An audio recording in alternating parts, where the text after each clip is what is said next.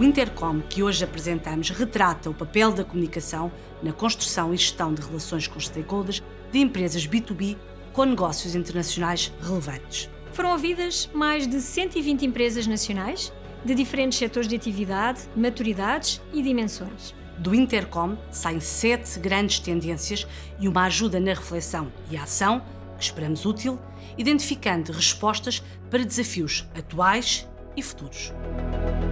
Perante o impacto de uma pandemia que poucos ou nenhuns tinham antecipado e que não vinha nos manuais de crise, as empresas enfrentam hoje muitos desafios. A gestão percebeu a necessidade de pensar de uma forma diferente. Temos hoje de fazer uma navegação à vista e definir cenários para dar resposta às diferentes situações que vão surgindo. Perante este cenário, foi perguntado às empresas quais seriam as suas prioridades a médio e longo prazo. Para 58% destas, existem planos para fazer investimentos na área da comunicação nos próximos 6 meses para reforçar as relações com os diferentes stakeholders. Existe uma consciência de que são as empresas que investem em inovação que vão sair mais bem preparadas desta situação. Ora, sem comunicação, a inovação não vinga. Talvez por isso, entre as ações a serem equacionadas pelas empresas, existe uma que parece agora surgir como fator determinante: a forma como comunicam. 75% das empresas que participou no estudo afirmou que a comunicação tem uma importância muito elevada ou elevada. Se os clientes e os colaboradores são uma prioridade, mais de 20% dos inquiridos reconhece que não têm uma relação contínua e assídua com os seus fornecedores e parceiros. Para que possa contribuir para a competitividade das empresas, a comunicação tem que ser entendida num sentido lato, não se resumindo à divulgação de produtos ou de serviços. Em quase metade das empresas inquiridas, as áreas especializadas de comunicação não estão envolvidas nos processos de gestão de relação com os stakeholders. Contudo, quando falamos da comunicação business to business, teremos que conseguir conjugar aquela que é a comunicação comercial, a técnica e a institucional.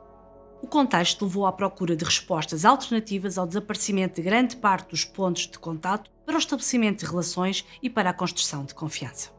As relações estão a reinventar-se e começam a surgir novas ferramentas que permitem evidenciar experiência, know-how e expertise sem o contato físico. Os desafios, trazidos pela presente crise, introduziram uma digitalização na atividade das empresas. Este boost tecnológico já estaria no horizonte de muitas delas, mas aparece agora com uma premência e com uma rapidez de implementação reforçadas, prometendo deixar para trás aqueles que não investirem nesta área. As relações continuam e continuarão a ser a base do negócio. Estamos numa fase de transição e esta é a oportunidade de ouro para complementar o físico com o digital. A necessidade criou uma vontade digital de realizar negócios e o digital é o meio certo para manter o contato ativo com todos os stakeholders. Quando questionadas sobre o futuro, as empresas afirmam que o seu foco terá de ser a sua reputação, a comunicação digital e, por fim, mas não menos importante, a comunicação interna. A comunicação ganha relevância, devendo agora ser vista como uma estrutura transversal que não se resume à divulgação de um produto ou de um serviço ou de uma comunicação com clientes. A comunicação é uma âncora para inspirar confiança nas relações com os vários stakeholders. Talvez esta pandemia resulte não só numa aceleração tecnológica que é inegável, mas também no novo entendimento e numa nova forma de investir na comunicação das empresas business to business exportadoras. O contexto em que vivemos e que não sabemos ao certo quando mudará, tornou evidente que é tempo para que a gestão do topo compreenda qual o contributo da comunicação na competitividade das empresas. Sim, é possível uma empresa sobreviver sem comunicar, mas esta será mais eficiente se gerir os processos de comunicação de forma planeada e intencional. O negócio das empresas business to business assenta essencialmente em relações com diferentes interlocutores. A comunicação pode acrescentar valor e contribuir para a empresa de se tornar mais competitiva.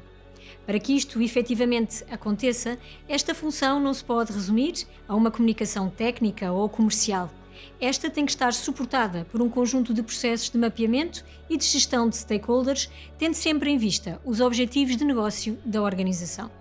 Para que esta função possa efetivamente contribuir para esta meta, não se pode resumir a uma comunicação comercial ou uma comunicação técnica. Esta tem que incluir um conjunto de processos, de gestão e de mapeamento de stakeholders, tendo sempre em vista os objetivos de negócio da organização.